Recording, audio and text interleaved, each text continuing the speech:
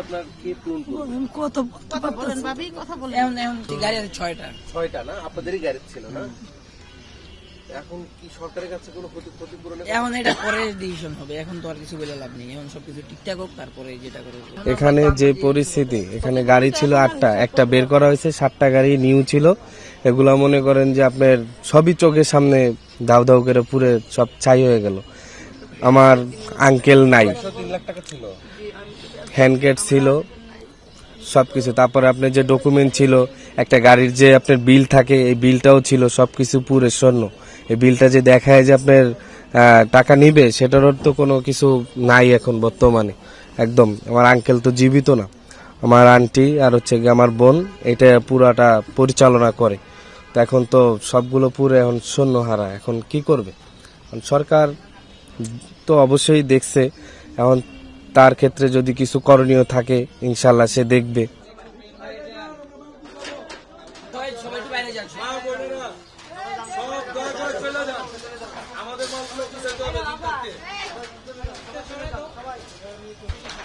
কাকে কি বলবো, কিছু বুঝতে পারিনি।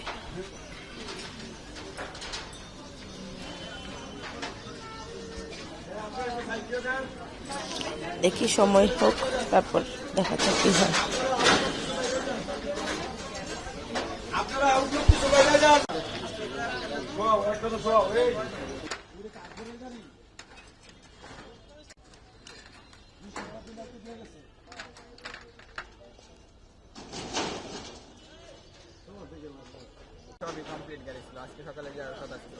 নতুন গাড়ি না?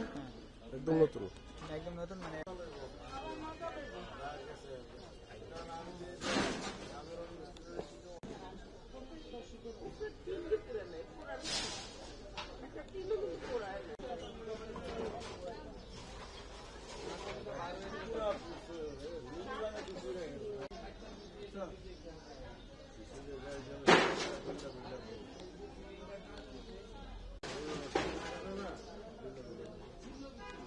ঘটনা হয়েছে আমাদের কালকে সারা বাংলাদেশের মালিক সমিতির একটা পিকনিক ছিল। তা আমাদের ওইখানে মনে হয় পুরো বাংলাদেশের ওয়ার্কশপই বন্ধ ছিল। তা আমাদের 3টা বন্ধ একসাথে যোগ হয়েছে। একটা হচ্ছে শুক্রবার 21শে ফেব্রুয়ারি মালিক সমিতি বন্ধ, 3টা একসাথে যোগ হয়েছে। তার কারণে আমাদের সব স্টাফগুলো ছিল ছুটিতে, আর আমরা মালিকগুলো ছিলাম হইলো ওই জায়গায়। তা ওই জায়গা থাকার সাথে দেখা যাচ্ছে পুরো ওয়ার্কশপটাই ফাঁকা, 2টা দারোয়ান ছিল খালি। এইটুকুই বলতে পারবো। কিন্তু এই সিসিটিভি অন্য চেক করি নাই, কিন্তু চেক করবো আমরা আজকে। আমরা কালকে রাইতে আইসা দেখছি আমাদের পুরাটাই জ্বলছে। তো আমরা এসে আগুন পর্যন্ত পাই নাই। গাজীপুর থেকে রওনা দিছি, এখানে আস্তে আস্তে আমরা আর কিছু পাইনি। হ্যাঁ, তো সেই ক্ষেত্রে মনে করেন আমরা এসে ওই যে কালকে সারা দেখলাম, দেখে পুরা করলাম, বললাম আমাদের কয়টা গাড়ি গেছে, কিরকম কি। আমার 2টা মোটরসাইকেল গেছে, আমার পাশের গ্যারেজে গেছে 6টা। টোটালে আমাদের 16টা গাড়ি গেছে, 7টা মোটরসাইকেল গেছে টোটাল। হ্যাঁ, একদম শেষ। 16টা গাড়ি কখনো ঠিক করা যাবে না, আর 7টা মোটরসাইকেল তো নাই। এটা তো আর ঠিক করার কোনো রাস্তায়।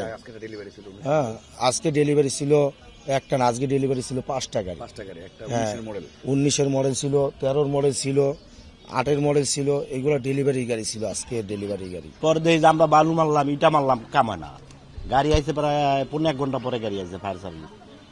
যদি গাড়িটা নগতাইতো তাহলে এই আগুনটা নিভাই লাইতে পারতো। এরপর একটা বাস্ট হইলো, এই সিলিন্ডার বাস্ট হলো, বাস্ট হওয়ার পরে আগুনটা ছড়াই গেল। ছড়াই এদিক থেকে ধরে এদিক ধরে গেল, এদিক ধরার পরে এদিকে পুরাটা পুড়ে গেল।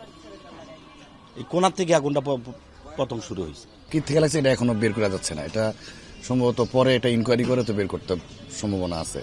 এটা আজকে সারাদিন এত চেষ্টা করে, এত সিসিটিভি ফুটেজগুলা দেখে হতো বা চিন্তা ভাবনা করা কি থেকে আগুনটা লাগছে, নাহলে এভাবে তো সম্ভব না। এটা এখনো পুরো আমরা বের করতে পারিনি, যেহেতু আমরা মহল্লার, আমরা এলাকার, আমরা সবাই ছিলাম। আমরা তো মনে করছি তালতনা মার্কেট ধরে যাবো, সব দোকানপাট বন্ধ হয়ে গেছে, অবস্থা খুব খারাপ। মানে যাদের ক্ষতি হয়েছে এটা কল্পনার বাইরে, অনেক ক্ষয়ক্ষতি হয়ে গেছে।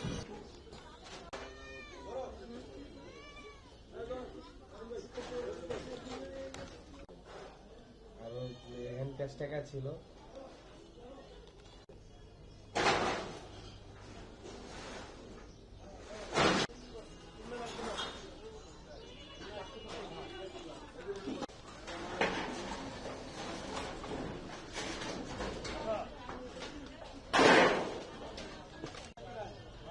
এই যে ব্যাগটা ঠিক রেডি আছে